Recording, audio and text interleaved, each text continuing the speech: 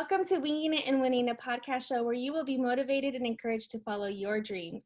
My guest today is from my hometown of Riverside, California. He started a nonprofit called Project 57 Inland Empire to help disadvantaged inner city youth find a new way of living so that they can reach their full potential. He encountered many obstacles while growing up, but he used his life experiences to better help youth just like him. He graduated with his doctorate in 2019 in marriage and family therapy. Please help me welcome a friend of the podcast, Dr. Mario Rocha. Hi, thank you. Thank Thanks you. for having me. Hey, thank you for making time. I know that Yeah, of course. things are busy, even though we are supposed to stay at home and be safe and all that good stuff. I mean, we still have work, we have life, kids, Right. family, so things are busy. So thank you. I really appreciate you coming on and even taking the opportunity to meet with me and to when we talked a few weeks ago, and Right. you're probably like, who is this crazy lady? Like, what the heck? But It's all good. yeah, so I'm just really happy that you answered my call and then that we're here now, because I thought that your story and what you're doing in Riverside, even the Inland Empire, I have a soft spot because that's where I'm from. Born in Riverside, raised in Riverside and Moreno Valley. Mhm. But I love the city, and I love that you're doing something with your upbringing and you're doing something with your life to help other people. So thank Awesome. you. Yeah, thank you. I appreciate that. And same here, born and raised in Riverside, and just giving back to my community, giving back to, communities that I grew up around. So that's Yes. pretty much my life goal there. Let's get into it though, because I know we don't have too much time, but I do want Mhm. to know. Okay, tell us a little bit about who Dr. Mario is, or Dr. Rocha, who he is, and tell us a little bit about your upbringing. Yeah, for sure. So, Um, my family comes from a little town in Riverside called Casablanca. If you're from um, if you're from Riverside, you probably heard of it. It's a little town, a lot of gang violence, a lot of drug use. So, my family was heavily involved in gangs and drugs, something that I've seen growing up. Luckily, my parents actually kind of, as we got as they began their life and got married and had kids, they kind of said, okay, we're not going to be a part of that life. So they kind of straightened out their lives, and they were a positive role model for me, but we still grew up around seeing drugs, and my family was actually drug dealers, and so it was really close to us, seeing the effects of how drugs impact our family, um, family going to prison, just being around the neighborhood with, you know, violence, gunshots, people dying. I mean, it was really in the 90s, early 90s, 80s, 90s. I mean, it was really a time where there was a lot of stuff going on in the neighborhood. So that's kind of where I grew up. Um, I also, saw a lot of friends go to juvenile hall. I think one of the things that I always share when I talk to people is that, I went to my first funeral when I was 12, and that was from a friend who was 14 and died from gang violence and was shot. So that's kind of the lifestyle that I grew up around. And again, at the same time, I had positive role models in my life with my parents, but it was just kind of a back and forth thing that you know, in the neighborhood life, parents wanting to keep us straight and going to school. So I was kind of in between those kind of two styles of living, so to speak. Um, the other thing that happened to me on my journey, what also kind of also saved my life in a lot of ways, is I was a teen father. So I had my first kid when I was 15, and really that kind of shaped my thinking. It kind of put me in a mode where, okay, I have to grow up a little bit. Can't be hanging out in the streets like my friends.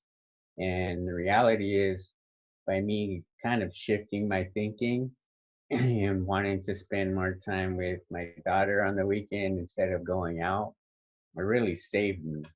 I mean, there was times where, my friends would say, "Hey, let's go out," and I would decline, and then something would happen and somebody got arrested or somebody got hurt or something like that.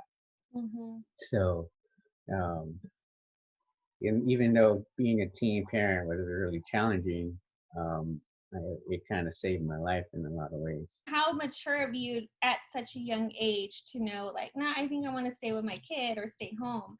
Because I mean, young fathers often still gravitate because they can, right? They're not stuck at the hip to the baby. They're still able Right, to go out and do whatever. And so thankfully, you're like refrained from that and it saved you. right, Yeah. exactly. And not to say that I didn't go out because I still did, but it was a slow transition, Right. and little by little, just saying no once was easier to say no again. Yeah. And eventually it was just like, okay, I'm just not going at all, Hmm. right? So, They stopped uh, inviting you.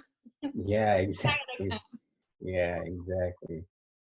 So, and then during that time, I really started to shift my focus and pay more attention to school too, because I really wasn't about school or education before that, and kind of transitioning from like my sophomore year of high school, kind of shifting my focus. Okay, I need to get serious about life in general, and that's when I started paying more attention to school as well. Mhm. Which we went to the same high school, Ramona. Yeah, Ramona Rands. Yes, Yeah. yes. But I think we missed each other. I don't think we were there the same years. But anywho, Right, high school definitely is either going to make you or break you.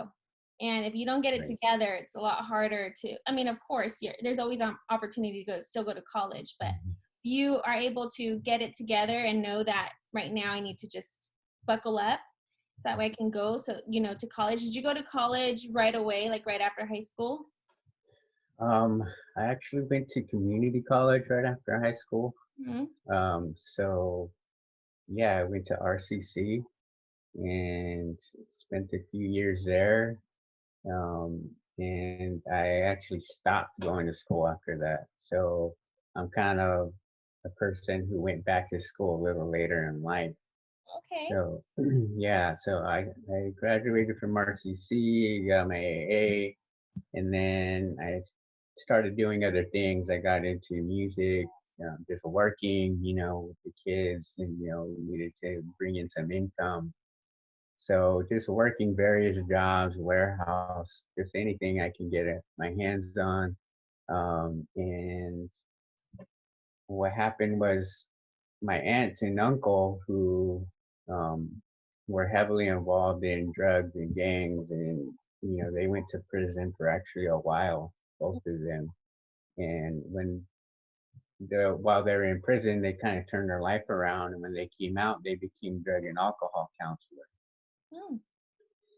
So as I was trying to figure out what I wanted to do, they would always encourage me, "Hey, you should become a drug and alcohol counselor. You should try it out," because they knew I like to help people and things like that. So, it seemed interesting. And actually, my uncle got me a job in prison, as a drug and alcohol counselor. So I worked at Chino Institution for Men, and I worked at CRC in Norco, um, doing drug and alcohol groups for men in prison. Hmm. And that's kind of how I got started in counseling.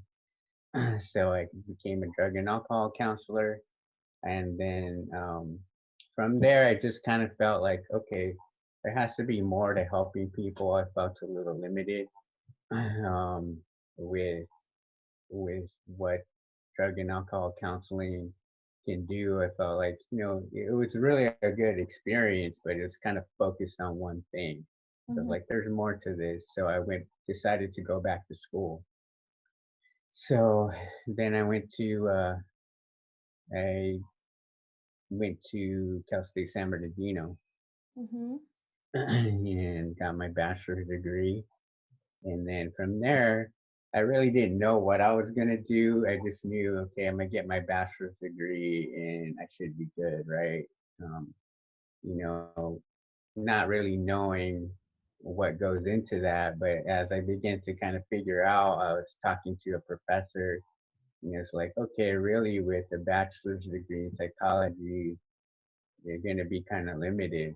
And Mm-hmm. what you're gonna want to do is kind of get a master's degree. So I was really hesitant to go to a master's program. Um, but this particular professor was really encouraging, and she would tell me, you know, our field needs somebody like you. And she would always encourage me that, we need men of color. It would be a good thing that you go get your master's degree and become a counselor therapist. Mm-hmm. So with her help, I kind of said, okay, I'll try it out. And then I went to Cal Baptist and I got my master's degree in counseling psychology and became a marriage and family therapist. And then from there, I just kind of, my education, my hunger for education just kept growing. So yeah, I took a year off and then went back to school to get my doctorate, which took me another 4 years. And then during that whole time, I was still working. I was working at the County San Bernardino Mental Health Department, Mm-hmm. kind of collecting my hours to get licensed as a therapist and going to school. And so it was a really crazy time, but I'm glad I did it. That's awesome. Like your journey, your educational journey is like ongoing, like lifelong Right, learner, and you didn't right, stop. Like even though you were okay, like okay, cool, I got my master's. Okay, now I'm getting licensed. That's great. But you were like full throttle, like right, I'm getting that doctorate. Like that's what I'm going for, and that's amazing. That's good. right, That's so good. And you know what I love about your story is that it's two part. Like okay, yes, you're a teen father, didn't let like it didn't stop you from still going to community college, which there is nothing wrong with going to community college. First of all, right. just if anything, you save money.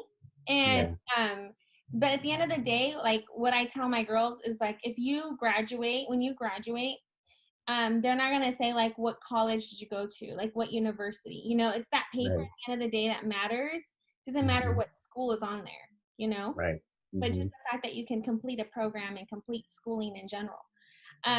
So that's good. And then also I love that you went back as an adult. Like you took a year off and you went back. And even in my master's program, some of the hardest go-getter students were parents and Right, people who were going for a second career or were going right, back to school to get their first career. And right, and so that was really like when you go back, like when you take a break and you realize, okay, I need to go back to school, you go back with like a different hunger. Like you're like, like, okay, I'm here. I saw that a lot of the parents that were in my program, that I was in, one of them told me it's because I don't have time to waste. I have kids at home that I had right. to be here. So if I'm gonna be Exactly, here, I'm not gonna waste my time. And that exactly. was profound to me because I'm like, yeah, you're right. Like you're like they had a different reason, like they had a different like motivation that was so deep. Like I'm telling you, most of them were like the top of the class students because they were there like no, not even wasting time, like getting the Right, work done. So right, that's good. And maybe hopefully for anybody watching who is contemplating school or thinks you're too old to go to school, like stop those negative thoughts in their tracks, because it's never too late to start a new career or to start your first career or to follow your passion. Anything you want to do school wise, it's never too late, no matter how old you are. So once we stop having that stigma of like, I'm too old for this, I can't, it's too late, it's too late, like Mhm. Get out of here with that. Like in 5 years, you can have a brand new life if you just do the work, and Right, get through the schooling or get right, through the programs, whatever you want to do. exactly. And that's what I always tell clients too is, we put the limits on ourselves. There's nothing stopping us, right?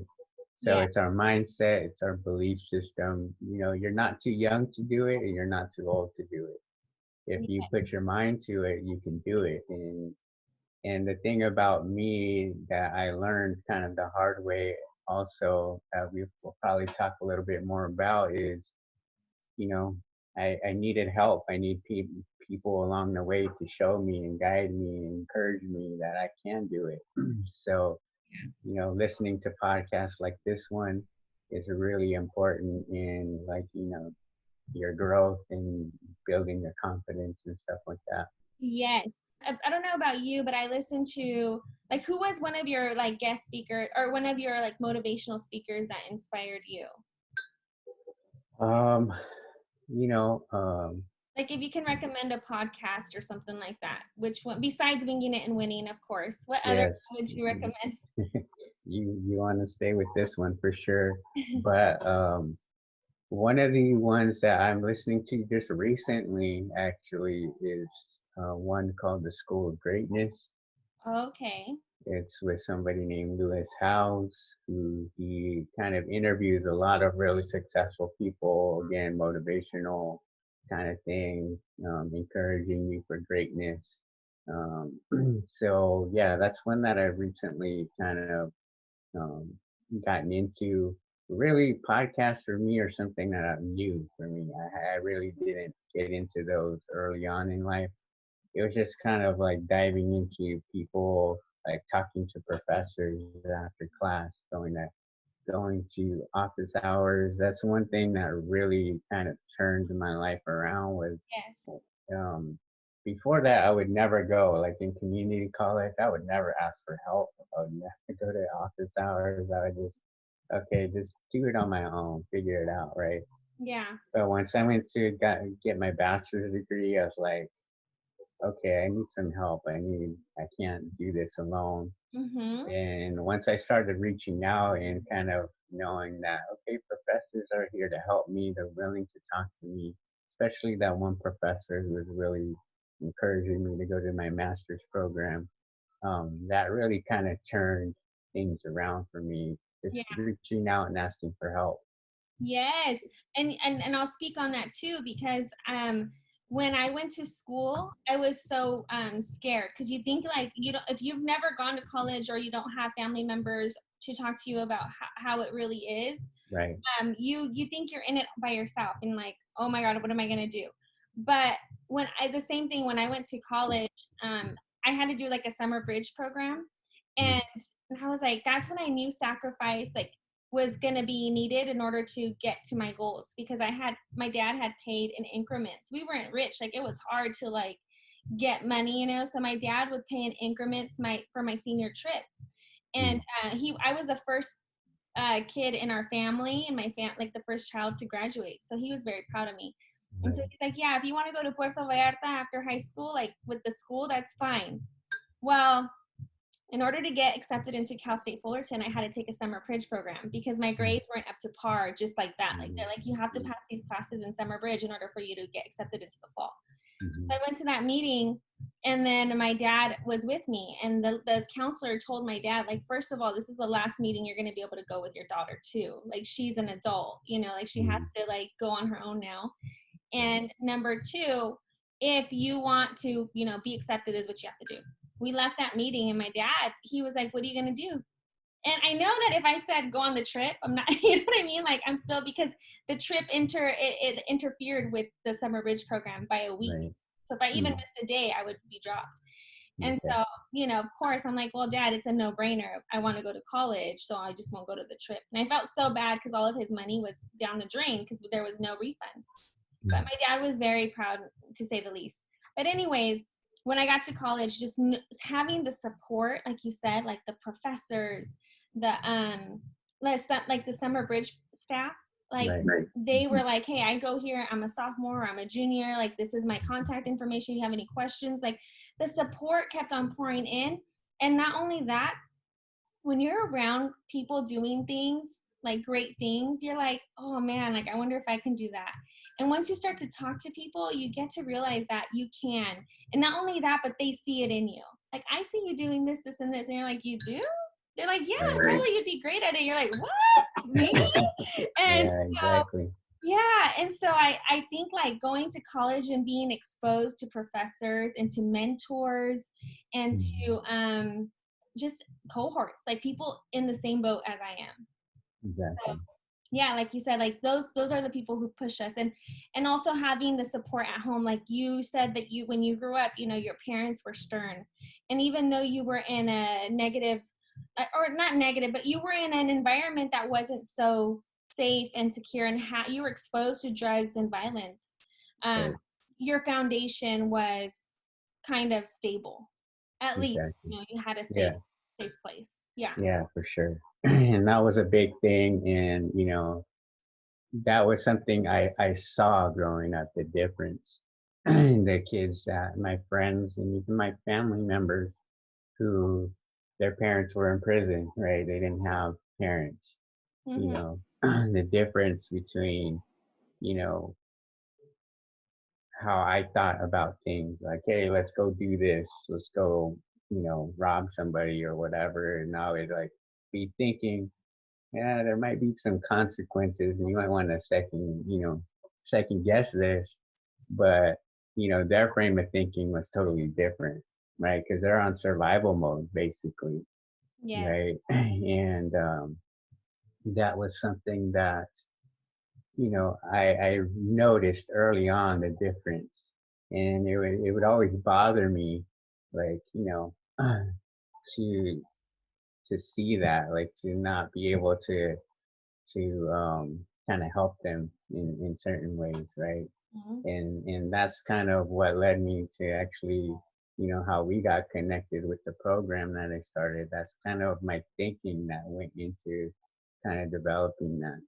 Yeah, and that's awesome because and luckily, like the importance of extended family members, like I didn't have, I mean, I can't say I didn't have a stable foundation, because I did. My father was my stable foundation when my mom couldn't, and my mom was my stable foundation when my dad wasn't. So I had a both, but just the importance of one adult, or one what is it called, one extended family member Right, being interested or just wanting best for you. That's all somebody needs in order to succeed. Just one person believing in you, in what you can accomplish, and believing and giving you a safety net and love, right? right.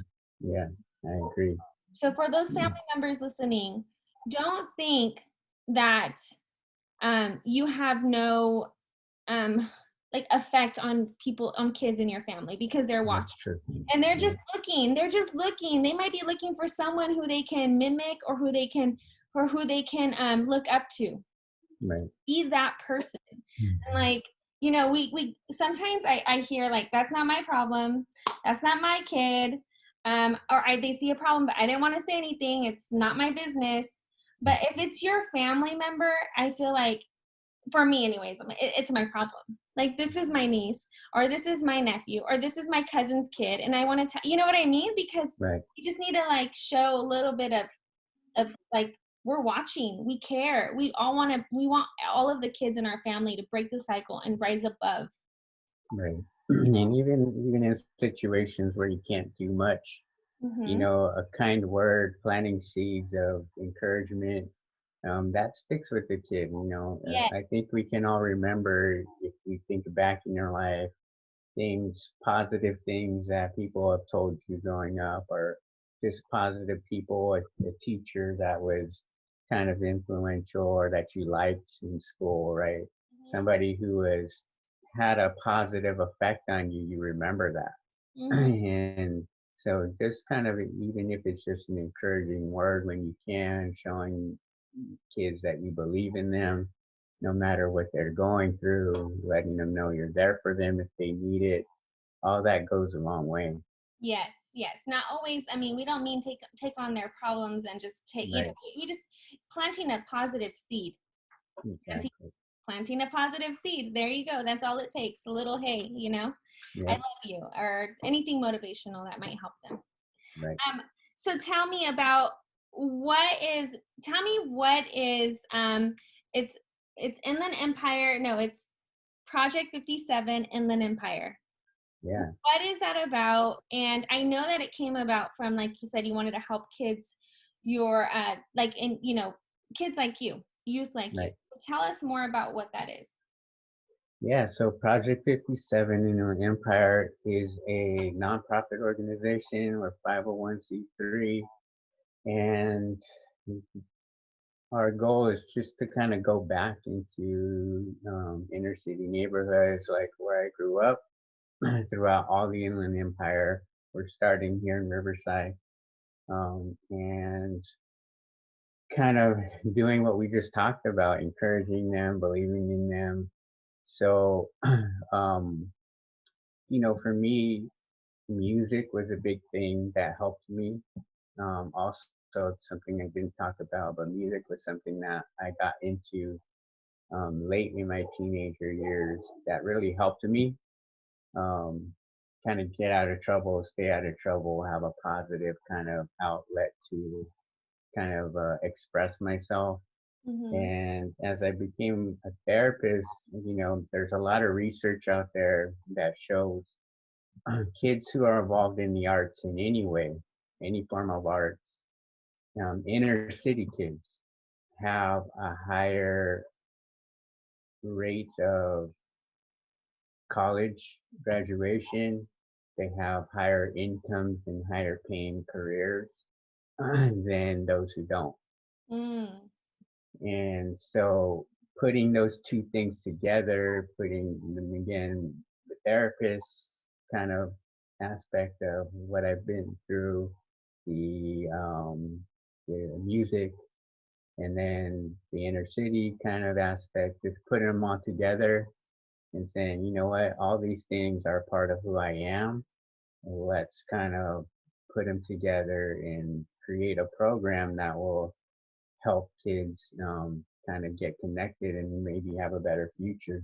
Mm-hmm. So the idea, our main program is that we want to get kids into our program, and COVID has been a really kind of messed things up a little bit, but we're still on track with bringing kids into the program and teaching them, you know, how to play an instrument, how to act, how to do film directing and editing and different things like that. And then we want to have them create their own projects. So they'll be able to, have little practice making a film, right? And some people will be in the actor role, some people will be in the director role, some people will be making the film, the music for the film, right? Mm-hmm. And taking all their work, putting it together. And once again, what that would do a lot of things is keep them out of trouble, Yeah.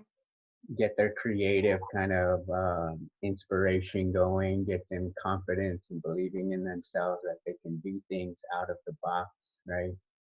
Um, it also, these are tangible projects that they can put on college applications, that they can put on resumes. I have experience with, you know, producing a film. I have experience with, you know, some real life projects, right? Mm-hmm. And we can write letters of recommendation for them. We also want to give back to the community. So these projects will be like things that we can go into other neighborhoods and say, hey, this is what we're doing, and give inspiration to other kids and hopefully get them involved, right? Mm-hmm. So um, that's kind of the whole idea of our program. We also have like guest speakers coming in that are in the arts and things like that. We're doing live webinars right now. So we had the actor Noel G, Hector from Fast and Furious, the guy who's always in the movies.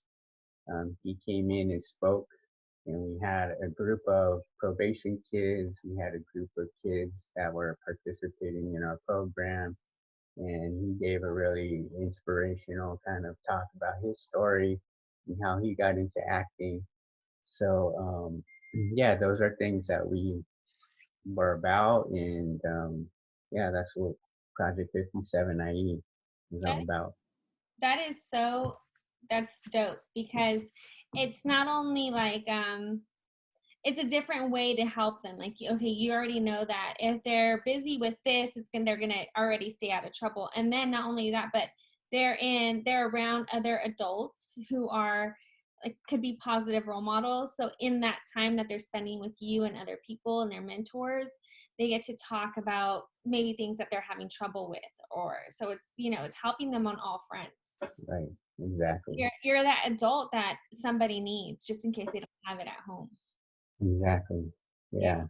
Yeah, and again, that came from what I saw growing up. Right, my friends who didn't have that, who a lot of them now are in prison.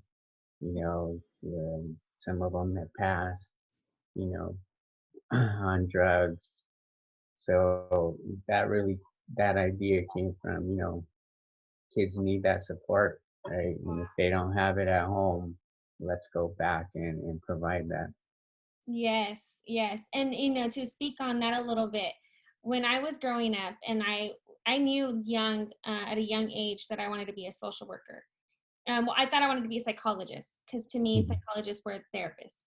Right. And I learned very quickly my freshman year in college that I didn't want to be a psychologist because I couldn't even pass my psychology class. So I had to go back to the drawing board. And Mhm. but I knew at a young age. And then after I graduated college, um, I as an adult or even like young adult, I started realizing like, I don't want kids, my own anyways. I'd probably adopt or luckily I have a fiance and I have three beautiful stepdaughters and we're Awesome. they're like my kids, Right. and and so I think like people are like, why don't you want your own? Like it's different and that may be true. It's probably a different kind of love. Mhm. Um, but I always thought there's so many children in this world that need that love and attention. There's so many children in my family who need an extra hand, an extra adult to help them or whatever. And I'm just like, I'd rather help the kids that are already here instead of having more. Mhm. And that's always been my take. And there's nothing wrong for people who have children, like more Right. power to you. For me though, that's not my story, and Mhm. I'm okay with like my stepdaughters and my nieces and nephews. Like to me that's I feel the love and I'm okay with it. And Awesome. people are like, Yeah. but you're not okay, like you don't want to know how it feels. Like I don't miss like how does it feel to have my own, Mhm. I don't need that. And so Right. I'm okay. But it goes back to, and then another thing is like I want to be that person to people who didn't have aunts and uncles like I did. Like I Mhm. want to be Tia Vero, Mhm. like I want to be Tia Vero to some kid who needs that extra adult or that extra mentor or that person to talk to. And Yeah, so that's awesome. yeah, but it's very similar. Like our upbringings are like that's what really pushes us. We're empathetic to kids who were in our situation, but we understand the blessing that we had of our extended family members or our parents. Right. And we acknowledge that that was a privilege because so many people don't have that. Exactly. Yeah. And I think that's probably why we're in the professions we're in, right? And I think Yes. it's cool. It's awesome to see other people on the same kind of page. Yes. So tell me about the car. I see your car in the back and I saw it on your website and I Mhm. want to hear more about what that car means to you and what does it mean and how did you incorporate it into your name of the nonprofit? Yeah, yeah. So the 57 comes from a 1957 Chevrolet Bel Air. And the reason why I picked that is it's kind of a personal thing. One of my uncles when I was growing up, he had a 1957 Chevy, and that was like, every time we'd see that car, it's like, man, that was kind of the envy of everybody, right? And he ended up passing away when I was really young, about 9 years old or so. He passed away. But we all have this picture in our family of him standing in front of his 1957 Chevy posing, right? And I actually have that picture up on the website. And what that represents to me is, when I thought about the project, I thought about going back to the neighborhood I came from, right? Going back and reaching um, kids there. And when I think about that, I think about, being at my grandma's house, all the time. And, um, and that picture was there, right? That picture represented um, home, that represented the neighborhood for me, right? It's something close to home. So, yeah, when I thought about going back to give back to communities, that's the picture that came to my mind. Mhm. And, you know, so that's, you know, making it a personal thing. That's why I chose Project 57 as the name of the nonprofit. Yeah, that's cool. How you embedded even like the name, like your upbringing. Like you're like, I'm Mhm. gonna embed even my something from my upbringing into the name Right, of this beautiful nonprofit that I'm forming. right, 'Cause when you have something like that so significant in your name, like mhm, now it has to be good. Like now I have to right, give it my all. Like this is like, a big deal to my family. exactly, exactly. And that's really kind of what motivated me through school, motivated me to start this nonprofit. And I think that's something that, for others to think about what's your motivation, right? And put it out there in front of you that you can see it, and I saw the name and saw the logo with the car. All right, that's something that keeps me going, keeps me pushing forward, Mhm. right? So that's something when you have goals, you always want to think about what's my motivation and what's going to keep me going forward. Yeah, it's always something personal and meaningful to you. Yes. And another thing I wanted to ask you, so when you started this nonprofit, um, did you just know exactly what you were going to do, like how you were going to do it? You knew every step. Did you how like, how was it for you starting this nonprofit? How was the process? Did you know what you were getting into, or did you learn as you go? How was it for you? Yeah, I knew absolutely nothing about it at all. So that was kind of a scary thing because a nonprofit, people kind of think of it as, something different, but it's a business, Hmm. right? It's a business and you have to have a business mindset. And that was a whole area that I really didn't feel confident in. I didn't know a lot about, education, psychology. Yeah, I'm good at that stuff. But business wise, it's a whole different beast. So, yeah, I really didn't know much about it at all. So I had to do a lot of research on my own about nonprofits. What I ended up doing was hiring a consulting firm, Hmm. which helped me kind of get the paperwork going. I think without them, it probably would have took me a lot longer to get it started because there's a lot of paperwork involved. You got to file with the state. You got to wait for all that paperwork to come back. Then you got to file with the federal government. You can get your 501c3 status going. So there's a lot of things that go into that. Hmm. And that consulting agency was really helpful. Again, asking for help and and kind of getting it when I needed it. It was really important as well. So That's good that you knew to like, okay, I can't do this. Let me make sure I'm doing it right and higher, even though you probably spent a little bit more money. at the end of the day, you're saving money because you're saving time. Time is money. So Exactly. And it's cost you more money to file in if something be wrong and having to do it all over again. yes. That happens a lot. So again, I was lucky because I reached out to somebody else who had a nonprofit and they suggested, hey, go with this firm. That's what I did.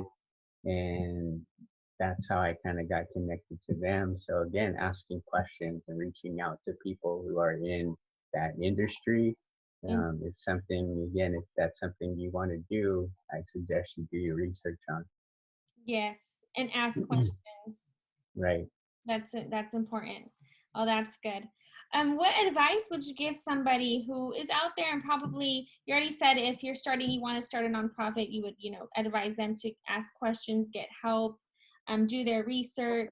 What about anything else that you would get advice? Maybe advise youth. Like, what would you advise some, a youth who is going through a hard time or who feels like they're they're destined to be a statistic or just follow in their family's footsteps.